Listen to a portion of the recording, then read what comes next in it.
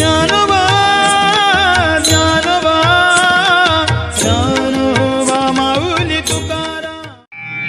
ओम सहना भवतु सहनो भुनक्तु सह वीर्यं करवावहे तेजस्विनावधीतमस्तु मा विद्विषावहे.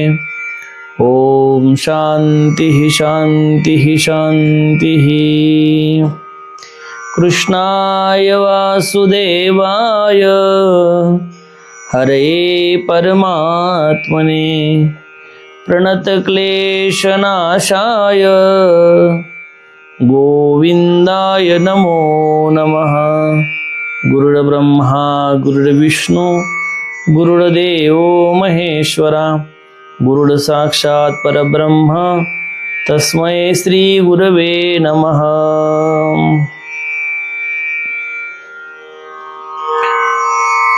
अव्यक्तादीनि भूतानि व्यक्तमध्यानि भारत अव्यक्तनिधनान्येव तत्र का परिदेवना.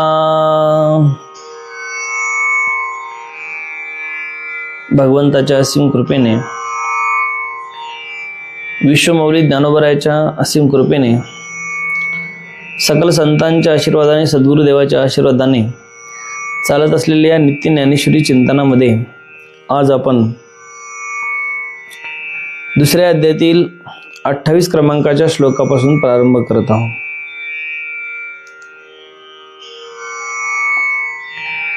या ठिकाणी भगवंत अर्जुनाला सांगत आहे की अर्जुना, सर्व प्राणी मात्र जन्मापूर्वी अव्यक्त असतात आणि मध्येच ते पंचमहाभूतात्मक शरीर मूर्त होऊन दिसते आणि मृत्यूनंतर ते पुन्हा अव्यक्त बनतात. तर मग शोक कसला करवायचा? अरे अर्जुना, सर्व प्राणी मात्र जन्म घेण्याच्या अगोदर सगळे अव्यक्त दशेमध्ये असतात. अव्यक्त दशेमध्ये म्हणजे जे व्यक्त नाही, ज्यांना रंग नाही, रूप नाही, ज्यांना नाम नाही, अशा अव्यक्त दशेमध्ये ते असतात. आणि मध्येच ते या पंचमहाभूताचं शरीर धारण करतात. आणि पंचमहाभूताचं शरीर धारण केल्यानंतर मग त्यांना तुम्ही नाव ठेवता. काय नाव ठेवता? वेगळ्या पद्धतीचं. जसं दुर्गेश नाव ठेवलं, काय ठेवलं आहे की नाही. पुन्हा काय नाव ठेवलं? विराज नाव ठेवलं, सुपेश नाव ठेवलं, असे वेगळ्या पद्धतीचे नावं ठेवता. तर हे जे काही नावं ठेवता आणि नाव ठेवल्यानंतर मग त्या नावाने त्याला संबोधता. पुन्हा हे पंचमहाभूताचं शरीर पुन्हा मृत्यू पावलं किंवा विलीन झालं, पंचमहाभूतात विलीन झालं, मग पुन्हा काय राहतं? पुन्हा तो जे स्वरूप आहे ते पुन्हा ते अव्यक्तामध्ये विलीन होऊन जातं. म्हणून अशा पद्धतीने ते अव्यक्तामध्ये, पहिलं अव्यक्तामध्येच होतं, त्याच्यानंतर पंचमहाभूताचं हे शरीर धारण केलं, त्याच्यानंतर तो व्यक्त झाला आणि पुन्हा तो अव्यक्तामध्येच लीन झाला. या ठिकाणी सांगतात, भारत भूतानी अव्यक्तादीनी, हे भारत सर्व प्राणी जन्मापूर्वी अप्रगट होते.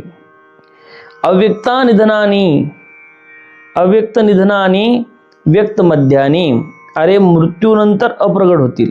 जन्माच्या अगोदर अप्रगट होते आणि मृत्यूनंतर सुद्धा अप्रगटच होणार आहे. व्यक्त मध्यानी, केवळ मध्यातच प्रगट दिसतात. म्हणून तत्र परिदेवना का, या विषयात शोक करण्याचे कारणच काय आहे? अरे जे जन्मण्याच्या पूर्वीही अप्रगट होते, जे जन्मल्यानंतर ते प्रगट झाले, दिसू लागले आणि त्यानंतर मृत्यूनंतर सुद्धा अप्रगट झाले, मग तुला शोक करण्यास काही कारण नाही. अरे पुढं माऊलीने काही ओव्या सांगितल्या आहे, त्या ओव्यामध्ये आपण चिंतन करणारच आहे की जसं स्वप्नामध्ये आपल्याला एखादा पदार्थ दिसतो आणि पुन्हा तो स्वप्नामध्येच लय पावतो, त्या पद्धतीने आता ज्ञानोबराय याच्यावर काय सांगतात ते बघू आपण.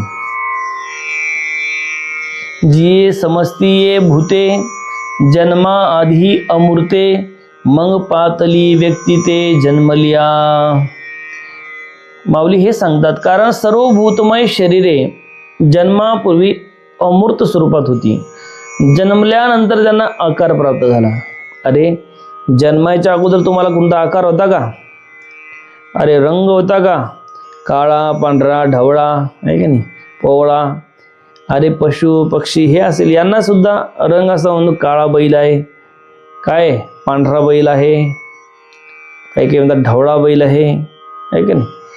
अरे पण तो जन्माच्या अगोदर त्याला काही रंग होता का? तुम्हा आम्हाला अरे हा काळा माणूस आहे, हा गोरा माणूस आहे, यांना काही जन्माच्या अगोदर काही रंग रूप होता का? काही नव्हतं. ते जन्माच्या अगोदर सगळे शरीर जे आहे ते अमूर्त स्वरूपामध्ये होते. कसे होते? अमूर्त स्वरूपामध्ये. पण अमूर्त स्वरूपामध्ये असणारे जे काही शरीर आहे, पंचमहाभूताचं शरीर धारण केलं आणि जन्मल्यानंतर त्याला आकार प्राप्त झाला. आणि आकार प्राप्त झाल्या, मुलाचा आकार प्राप्त झाला, म्हणून त्याचं नाव काय? पुरुषलिंगी ठेवलं. काय ठेवलं आहे का नाही? किती लिंग आहे? अरे एक पुरुषलिंग, दुसरं स्त्रीलिंगी आहे का नाही. अरे इंग्रजीमध्ये त्याला काय म्हणतात? मेल, फिमेल, आणि तिसरं काय म्हणतात तिसरं? अरे स्त्री, पुरुष, आणि तिसरं अरे लिंग किती आहे? 2 आहे का 3 आहे? हा, एक स्त्रीलिंग, एक पुरुषलिंग, आणि एक तिसरं नपुंसक लिंग आहे का? 3 लिंग नाही का? काय 3 लिंग आहे. तर हे जे जेंडर आहे ते 3 प्रकारचे आहेत. मग त्याच्यावरून नाव ठेवतात. सरासरी स्त्रीलिंग आणि पुरुषलिंगीच नाव असतात, तर त्याच्यावरून काय नाव ठेवलं जातं? नपुंसकलिंगी नावं सरासरी माणसं ठेवत नाहीत, पण त्याच्यावरून नाव ठेवलं जातं. काय ठेवलं जातं? अरे मुलगा असला, मुलाच्या आकाराचा दिसला, म्हणतात ठेवा नाव दुर्गेश. काय ठेवा? अरे मुलीचा आकार आहे आणि मुलाचं नाव ठेवता येतं का? नाही. मग मुलीच्या आकाराचा देह दिसला की म्हणतात हिचं नाव दुर्गा ठेवा. पुन्हा आहे का नाही? अरे दुर्गेश आणि दुर्गामध्ये फरक आहे. दुर्गा स्त्रीलिंगी आहे आणि दुर्गेश पुरुषलिंगी आहे. तर जसं पोरगी असेल म्हणतात ठेवा दुर्गा, ठेवा अंबिका, ठेवा भवानी आहे की नाही. ठेवा जे काही नाव असेल मुलींचे ते आशा, राधा आहे की नाही, जे काही असेल रुक्मिणी, लक्ष्मी, ठेवा नाव. तर त्या पद्धतीने नाव ठेवतात. हळूहळू ते आकाराला येते. बाळ मोठं मोठं मोठं मोठं होतं, हळूहळू तरुण होतं. तरुण झाल्यानंतर ते पुन्हा जराय होतं. जराय म्हणजे वृद्ध होतं. वृद्ध झाल्यानंतर मग नाश पावतं. अरे नाश पावल्यानंतर पुन्हा त्याला नाव आहे का? पुन्हा त्याला नाव नाही. पुन्हा ते अव्यक्तामध्ये लीन होतं. नावही नाही आणि रूपही नाही. जे पंचमहाभूताचं रूप धारण केलं होतं तेही सुद्धा राहत नाही. पुन्हा माऊली सांगतात तिये शयासी जेत जाती, तेत निभ्रांत आने नव्हती, देखे पूर्वस्थितीची ती आपुलिया. अरे ते नाश होऊन जिथे कुठे जातात तेथेही निसंशय अमृताहून ते अमृताहून ते वेगळे नसतात. ते आपल्या पूर्वस्थितीला प्राप्त होतात. अरे कुठे जातात त्याचं काही आपल्याला माहिती नाही. आणि इथे सुद्धा माऊली म्हणतात की जिथे कुठे जात असतील, जिथे कुठे जातात त्या ठिकाणी ते पुन्हा काय होतात? अमूर्त होतात. अमूर्त होतात म्हणजे अरे मूर्त होणे म्हणजे काय? रूपाला येणे. मूर्त होणं म्हणजे दिसणे, प्रगट होणे आहे का नाही. अरे दह्यामध्ये दह्याचं मंथन केल्यानंतर त्यातून लोणी प्रगट होतं म्हणजे मूर्त होतं. काय होतं? अरे जोपर्यंत मंथन करत नाही तोपर्यंत ते लोणी प्रगट होतं का? नाही. पण ज्यावेळेस त्याचं मंथन केलं जातं त्यावेळेस ते प्रगट होतं. आणि मग त्या लोण्याचंच तुम्ही काय करता? तूप करता. तसं दुधामध्ये तूप आहे, पण ते प्रगट आहे का अप्रगट आहे? दुधामध्ये जे तूप आहे ते प्रगट आहे का अप्रगट आहे? अरे तुम्ही दुर्गेश महाराज दूध काढता, त्याच्यामध्ये तूप आहे, ते प्रगट आहे की अप्रगट आहे? हा, अप्रगट आहे. कारण दुधामध्ये तूप दिसत नाही. जर तुम्ही म्हणले की तूप म्हणून वाढा थोडं थोडं दूध वरणावर आहे का नाही, तर असं जमल का? नाही. ते अप्रगट आहे. मग त्याचं प्रोसेस करावं लागेल. प्रोसेस काय करावं लागेल? त्याला विरजण टाकावं लागेल. विरजणाचं दही होईल. दह्याचं काय होईल? मग मंथन करावं लागेल. मंथन केल्यानंतर त्यातून लोणी प्रगट होईल आणि लोण्याचंच मग तूप होईल. हे झालं प्रगट तुपाची अवस्था. तसं आपलं सुद्धा आहे. अरे आपण जन्माला येतो म्हणजे काय, आई वडिलापासून आपण जन्माला येतो आहे का नाही. अरे त्याच्या अगोदर आपण कुठेतरी आपल्या अव्यक्त अवस्थेत, हे माऊली म्हणतात ना, जेथे कुठे असेल तो अमूर्त असतो, त्याला स्वरूप नसतं. पण नंतर त्याला पुन्हा मूर्त अवस्था प्राप्त होती, नंतर स्वरूप प्राप्त होतं. आणि स्वरूप प्राप्त झाल्यानंतर मग ते मध्येच दिसतं आणि नंतर पुन्हा ते लयाला जातं. देखे पूर्वस्थितीची ती आपुलिया, ते पुन्हा त्या पूर्वस्थितीला येतं. म्हणजे काय होतं, ते आपल्या स्थितीला प्राप्त होतं. येर मध्ये जे प्रतिभासे ते निद्रिता स्वप्न जैसे तैसा आकारू हा मायावशे सत्स्वरूपी. आता माऊलीने उदाहरण देऊन सांगितलं बघा. अरे जसं जन्म आणि नाश होणे हे जे मूर्त दिसतं ते झोपी गेलेल्या स्वप्नासारखे भासते. काय होतं, त्याप्रमाणे सत्स्वरूपाला ठिकाणी मायेमुळे या देहाचा आकार भासतो. अरे स्वप्न हे झोपत पडत असतात का जागृतीत पडत असतात? झोपेत पडतात. तर जसं सांगतात की ज्या पद्धतीने उदाहरण देऊन सांगितलं की जन्म आणि नाश यामध्ये जी मूर्त दिसतं म्हणजे जन्माच्या अगोदर अमूर्त होता आणि जन्माच्या मेल्यानंतर सुद्धा तो अमूर्तच होतो. पण मध्ये जो मूर्त दिसतो, प्रगट दिसतो, भासतो, तर ते सांगतात की ज्या पद्धतीने स्वप्नामध्ये एखादी वस्तू दिसावी, पडतात की नाही स्वप्न. अरे कोणाकोणाला वाघाचे स्वप्न पडतात, कोणाकोणाच्या स्वप्नात अस्वल येतो, कोणाकोणाच्या स्वप्नात साप येतो आहे की नाही. आणि कोणाकोणाच्या स्वप्नात एखादा मेलेला माणूस सुद्धा येतो. आणि मग म्हणतात द्या बाबा पाणी, म्हणतात की नाही. लईच भ्या लागलं पोरग, द्या बाबा पाणी याला. काय याच्या स्वप्नामध्ये अमुक अमुक जी येतात आणि काय म्हणतात, चल माझ्यासोबत. आणि हा काही जायला तयार होत नाही. येतात का? नाही येत. अरे काहीच्या स्वप्नामध्ये येतात ते म्हणतो महाराज, आणि मग स्वप्नामध्ये घाबरतो. अरे काही लोकांच्या स्वप्नात असं येतं, एखादा माणूस येतो तो त्याच्या छातीवर बसतो आणि त्याचा नरड दाबतो. काय करतो? नरडा दाबतो. आणि हा बिचारा तडपडतो, लाता मारतो. अरे आता तरी तुमची व्यवस्था कशी आहे? सेपरेट व्यवस्था आहे. कशी व्यवस्था आहे?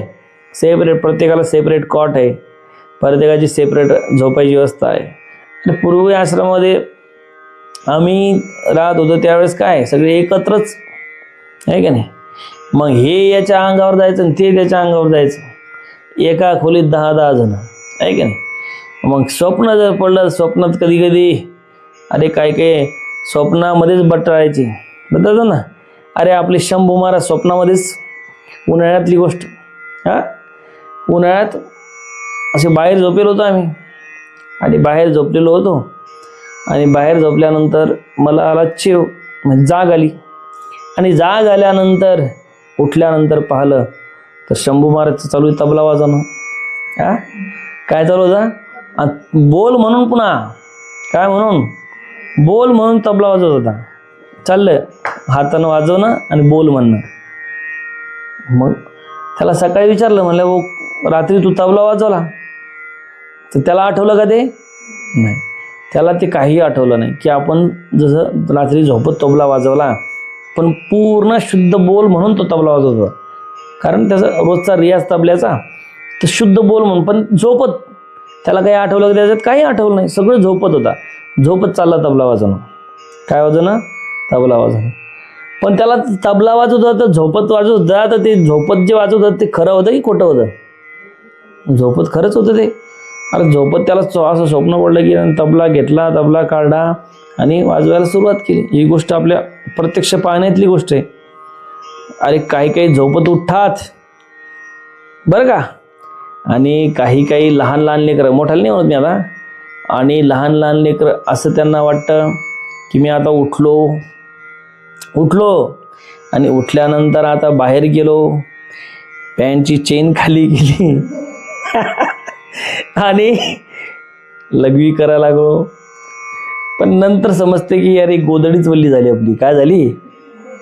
काय केली? मग आई म्हणती, ए येड्या उठ, अरे पॅन्टीत मुतला का, आहे की नाही. अरे आपल्या आश्रमात बी होते ना. कोण होतं? कोणता पोरगा होता एक मागच्या वर्षी? हा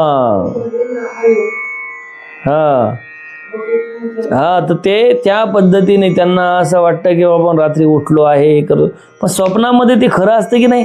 त्याला वाटतं का नाही आपण उठलो आहे, लघवीला चाललो आहे आणि लघवीनं आता बाहेर गेलो आहे, आता आपली लघवी करायची, पण सगळी करतात कुठं? गोधडीतच, पलंगावरच. तर सांगायचं तात्पर्य हे की जसं स्वप्नामध्ये त्याला ते खरं वाटतं, स्वप्नामध्ये बस, पण जागे आल्यानंतर अरे काय गोधडीच ओली झाली, काय झालं? गोधडीच ओली झाली. मग काढा धुवून दुसऱ्या दिवशी परत धुवून काढ, ते वास यायला लागला, मग लगे न्या टाकीवर आणि धुवून काढा, आहे का नाही? तर सांगायचं तात्पर्य हेच की ज्या पद्धतीने निद्रिता स्वप्न तैसे आकार हा मायावशे. अरे स्वप्नात जसं ते भासतं, दिसतं की नाही स्वप्नामध्ये, आणि ते खरं वाटतं माणसाला. स्वप्नातलं 100% खरं वाटतंय स्वप्नात. अरे म्हणून तर घाबरतात काही लोक स्वप्नामध्ये, असे घाबरतात उठून पळायला लागतात, एवढे घाबरतात स्वप्नामध्ये. काहीला स्वप्नामध्ये साप दिसतो आणि एकदम दचकन उठतो. काय वाटतो? दचकन उठतो. शेजारचे म्हणतो अरे कसं काय? साप दिसला म्हणे स्वप्नात. काय दिसला? साप. असं वाटलं की साप माझ्या अंगावर येत आहे, पण ते खरं असतं का नाही? ते निद्रेत जसं जागृतीमध्ये त्याचं काहीच अस्तित्व नाही, तसं स्वप्नामध्ये ते सगळं खरं असतं. ते जसं स्वप्नामध्ये खरं वाटतं आणि जागृतीनंतर काहीच नाही. बरं, झोपायच्या अगोदर ते स्वप्न माहिती असतं का आपल्याला? नाही. झोपल्यानंतर पडतं, झोपून उठल्यानंतर पुन्हा जागृतीनंतर काहीच नाही. तसं एरमध्ये जे प्रतिभासे, या मध्य भागामध्ये जे काही भासतं, जे काही दिसतं, ते निद्रेचं स्वप्न जैसे. तसं हे आयुष्य सुद्धा हे स्वप्नातील एक आयुष्य आहे. अरे ते एक छोटं स्वप्न होतं, हे एक मोठं स्वप्न आहे, याच्यापेक्षा दुसरं काही नाही. हे आयुष्य म्हणजे एक स्वप्नच आहे, आणि हे स्वप्न एक दिवस संपणार आहे. फक्त ते काही काळापुरतं चाललं, हे थोडं दीर्घ काळापुरतं चालत आहे. तर त्या पद्धतीने तैसा आकार हा मायावशे सत्स्वरूपी, अशा सत्स्वरूपाच्या ठिकाणी हा सगळा जो काही आकार आहे हा मायेने भासत आहे. मायेने काय होत आहे? भासत आहे, मायेने दिसत आहे. माया याला सगळीकडे हे फिरवत आहे.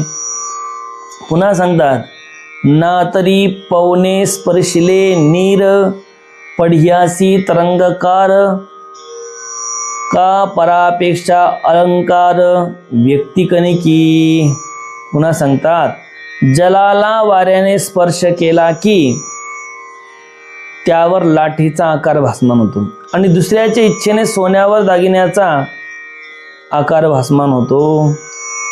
अरे जलाला वाऱ्याने स्पर्श केला की त्यावर लाठीचा आकार भासमान होतो, आणि दुसऱ्याच्या इच्छेने सोन्यावर दागिन्याचा आकार भासमान होतो. अरे ज्या पद्धतीने जलाला वाऱ्याने स्पर्श केल्यानंतर, जल शांत आहे, पण वारं सुटलं की मग लाठा तयार होतात. पुन्हा वारा शांत झाल्यानंतर पुन्हा काय होते? पुन्हा जल जसन तसं होतं. त्या पद्धतीने सोनं जे आहे, सोनं सुद्धा, कनक म्हणजे सोनं एकच आहे की वेगळं आहे? पण त्या सोन्याचे जसं कोणी काय करतं त्या सोन्याचं काय करतं, कोणी एकदाणी बनवून घेते, आहे का नाही? आणि मग त्याला नाव ठेवतात एकदाणी. कोणी त्या सोन्याचं काय बनवून घेते? गहूपोत बनवून घेते, मग नाव ठेवतात गहूपोत. कोणी झुंबर बनवतं, कोणी कानातलं बनवतं, कोणी नाकातलं बनवतं, कोणी हातातील मुंद्या बनवतं, आणि प्रत्येक जण त्याला वेगवेगळ्या स्वरूपात नाव ठेवतो. वास्तविक त्याचं स्वरूप काय आहे? कणक आहे. काय आहे? तसं या देहाचं खरं स्वरूप जर काय असेल तर आत्मतत्व आहे, ईश्वर आहे, आणि ईश्वराच्या व्यतिरिक्त याच्यामध्ये काहीही नाही. पण आपण जे काही आहे या सगळ्यांना काय समजलं आहे? खरं समजलं आहे. अरे आपण सोनं म्हणतो का एकदाणी म्हणतो, का हातात ज्या मुंद्या आहे त्याला काय म्हणतो? मुंद्याला काय म्हणतो? हातातल्या अंगठ्या म्हणतो, मुंद्या म्हणतो. त्यानंतर काय म्हणतो? एकदाणी म्हणतो, गहूपोत म्हणतो, त्याच्यानंतर कुंडलं म्हणतो, नथनी म्हणतो. असे जे काही वेगळ्या आकार देतो, कडे म्हणतो, सोन्याचे कडे, तर त्याला वेगळ्या प्रकारचं नाव देतो. तसं मायाने या सगळ्या जगाला काय केलं आहे? वेगळं केलेलं आहे. नाही तर सगळं काय एकच आहे. सोनं एक आहे का अनेक आहे? अरे सगळ्यामध्ये एकच सोनं आहे. आहे का नाही? त्या मुंद्यामध्ये तेच सोनं आहे, त्या एक गहूपोतीमध्ये तेच सोनं आहे, त्या एकदाणीमध्ये तेच सोनं आहे, त्या कुंडलामध्ये तेच सोनं आहे, नथनीमध्ये तेच सोनं आहे, आणि कड्यामध्ये तेच सोनं आहे, मुंद्यामध्ये तेच सोनं आहे, आणि जी साखळी आहे सोन्याची तिच्यामध्ये तेच सोनं आहे. सगळ्यामध्ये सोनं समान आहे, पण ते प्रत्येक सोनं वेगळं वेगळं प्रकारे दिसतं, वेगळ्या पद्धतीने भासतं. तैसे सकळ हे मूर्त जान पा माया करीत, जैसे आकाशी बिंबत अभ्रपटळ. पुन्हा उदाहरण देऊन सांगतात, ज्याप्रमाणे आकाशात ढगाचे आवरण भासमान होते, त्याप्रमाणे विश्वातील सर्व मूर्त पदार्थ मायेमुळे आकाराला आलेले आहेत, ते केवळ भासमान आहेत. अरे जसं आकाशामध्ये तुम्हाला काय वाटतं, ढग आले, तुम्ही म्हणता काय ढग आले बा आकाशात, म्हणता की नाही विराज? काय म्हणता, काय ढग आले आकाशामध्ये? अरे आकाशात ढग येतात का? आकाशात ढग येतात नाही. अरे आपण आपल्या अज्ञानामुळे म्हणतो आकाशात ढग आले. अरे आकाश तर सगळीकडे व्याप्त आहे. आकाश काय तिथं तेवढ्या पुरतच आहे का? आकाशाला का असं काय? मग त्या आकाश तर तुम्ही विमान त्या ढगाच्या वर जातं. आपल्याला काय वाटतं की ढगापर्यंतच आकाश आहे, असंच ना? काय बा आकाशात ढग आले, ढग काय केलं, लहानपणी असं वाटायचं आम्हाला की बा हे ढग जे आहे ते आकाशाला चिटकलेले आहे आणि वर सगळं पाणीच पाणी असेल वा, आहे की नाही, असं वाटायचं, आहे का नाही? तुम्हालाही वाटत असेल लहानपणी की आकाशाला असे ढग चिटकले असतील आणि मग ते काय वर पाणी साठवले, त्या ढगात पाणी येतं, मग हळूहळू खाली पडतं, पूर्ण वर पाणी साठवले, असं लहानपणी वाटायला काय. पण नंतर त्या ज्यावेळेस विमानातून प्रवास आपण करतो त्या ढगाच्या वर विमान असतं आणि ढग सगळे खाली असतात. मग लक्षात येतं की बाबा हे ढग तर मधात लटकलेले ना, ते कुठं दिसतात का? आकाश तर त्याच्याही वर आहे, त्याच्याही वर आकाश आहे. कितीही पाहिलं तर त्या आकाशाचं स्वरूप एवढं आहे की ते त्याच्याही वर आहे. मग ते जसं सांगतात की ज्याप्रमाणे आकाशामध्ये काय दिसतं, अभ्रपटळ दिसतात, त्याप्रमाणे हे सगळं मायेनं दिसतं, सगळं मायेनं हे मूर्त दिसतं. नाही तर सगळं काय आहे, अमूर्तच आहे. सगळं काय आहे, अमूर्त आहे. तैसे आधीच जे नाही, तया लागी तू रुंदसी काही, तू अवीट ते पाही चैतन्य एक. पुन्हा माऊली सांगतात, म्हणजे भगवंत अर्जुनाला सांगतात की बाबा त्याप्रमाणे मुळातच ही उत्पन्न होत नाही, त्यासाठी तू दुःखाने का बरं रडत बसला आहेस? जे निर्विकार असे चैतन्य आहे त्याकडे तू पूर्ण लक्ष दे. अरे जे मुळातच उत्पन्न होत नाही, अरे आत्मतत्व कधी उत्पन्न होतं का? कधीही आत्मतत्व उत्पन्न होत नाही. जी गोष्ट मुळात उत्पन्नच होत नाही त्याच्यासाठी तू रडत आहे. कोण रडत आहे? अर्जुन रडत आहे. अर्जुन का रडत आहे की बाबा यांना सगळ्यांना मी मारणार आहे, हे मरणार आहे, मी यांना कसं मारू? आणि म्हणून रथाच्या खाली आला, रथाच्या मागे गेला आणि रुदन करू लागला, रडू लागला की देवा की आता तुम्ही सांगितलं तरी मी लढणार नाही. तू आता देवाला तर असं म्हणून टाकलं होतं त्या अर्जुनाने की आता नाळवावे माते, तुम्ही आता मला आळू नका, मी सर्वथा न झुंजे येथे, मी या ठिकाणी लढणारच नाही, मी या ठिकाणी युद्ध करणारच नाही, तुम्ही आता मला काही आळू नका, काही सांगू नका. अरे एखादी गोष्ट तुम्हाला सांगायला लागली की तुम्ही म्हणता महाराज आता बस झालं, आता तुम्ही सांगू नका, माझ्या मागे भरपूर कामं आहेत, आहे की नाही? महाराज मला बाळू महाराजांनी हे काम सांगितलं, हरिहर चैतन्यजी महाराजांनी हे काम सांगितलं, बाबाने ते काम सांगितलं, आणि तुम्ही आणखीन सांगता आता सांगू नका, असं म्हणता की नाही? महाराज मी गाईचं करू का, हे करू का, ते करू का, ते करू, आता सांगू नका, आता सांगू नका, आता तुम्ही काहीच सांगू नका. तसं देवाला हाच अर्जुन म्हणतो, आता नाळवावे तुम्ही माते, मला तुम्ही काहीच सांगू नका, मी लढणार नाही, मी लढणारच नाही, हाच अर्जुन सांगतो. मग देव त्याला सांगतात बाबा की तू जो रडत आहे, शोक करत आहे, तुझं हे काही रडणं काही बरोबर नाही. जे कधी मरणारच नाही, जे मूर्तच नाही, जे कधीही नाशच होणार नाही, त्याच्यासाठी तू रडत आहे. म्हणून हे जे काही तुझं रडणं आहे ती काही योग्य गोष्ट नाही. जयाची आरतीची भोगीत विषय तेजले संत, जया लागी विरक्त वनवासिये. अरे हे लक्षात ठेव अर्जुना, काय जयाची आरतीची भोगीत, काय? अरे अर्जुना हे लक्षात ठेव, ज्याच्यासाठी, ज्याला प्राप्त करण्यासाठी, त्या विश्व चैतन्याचा प्रत्यक्ष अनुभव घेण्यासाठी संतांनी विषयाचा त्याग केला आणि विरक्त बनले आणि वनात निघून गेले. अरे त्या परमात्म्याचा अनुभव घेण्यासाठी तो परमात्मा कसा आहे जाणून घेण्यासाठी संत लोकांनी काय केला, घरादाराचा त्याग केला आणि कुठे गेले, वनामध्ये गेले. वनामध्ये जाऊन विरक्त झाले आणि विरक्त होऊन त्याचं चिंतन करू लागले. दिठी सुनी जयाते ब्रह्मचार्यादी व्रते मुनीश्वर तपाते आचरताती. अरे एवढंच नाही, ज्यांच्यावर दृष्टी एकाग्र करून महान मुनी महात्मे ब्रह्मचार्यादी व्रताचे पालन करतात आणि तपाचे अनुष्ठान करतात. काय करतात, ब्रह्मचार्यादी व्रताचे पालन करतात आणि तपाचे अनुष्ठान करतात, तप करतात. त्याच्या प्राप्तीसाठी, त्याला जाणून घेण्यासाठी, त्याला प्राप्त करून घेण्यासाठी. वास्तविक हा एक नंतरचा विषय आहे की प्राप्ताची प्राप्ती, परंतु या ठिकाणी म्हणजे त्याला मिळवण्यासाठी, त्याला प्राप्त करून घेण्यासाठी काय करतात तर ब्रह्मचार्यादी व्रत पाळतात, तप करतात आणि नंतर त्याची काय होती तर प्राप्ती होती. एवढी सहज प्राप्ती होत नाही. पण आता जर कोणी जर विचार केला किंवा प्राप्ताची प्राप्ती कशी होऊ शकते, जे पहिलंच प्राप्त आहे तर प्राप्ताची प्राप्ती होऊ शकत नाही. फक्त अज्ञान आणि आवरणाचा जो आलेला पडदा आहे तो पडदा तेवढा फक्त दूर होतो आणि नंतर अज्ञान आणि आवरण गेल्यानंतर सद्गुरूच्या कृपेने, भगवत कृपेने मग ज्ञान प्राप्त होतं आणि ज्ञान प्राप्त झाल्यानंतर मग खऱ्या अर्थानं तो स्वरूपाला प्राप्त होतो, स्वरूपाची जाण त्याला होते. अशा पद्धतीने आज आपण या ठिकाणी ज्ञानेश्वरीचं चिंतन केलं. भगवंत अजून अर्जुनाला सांगणारच आहे.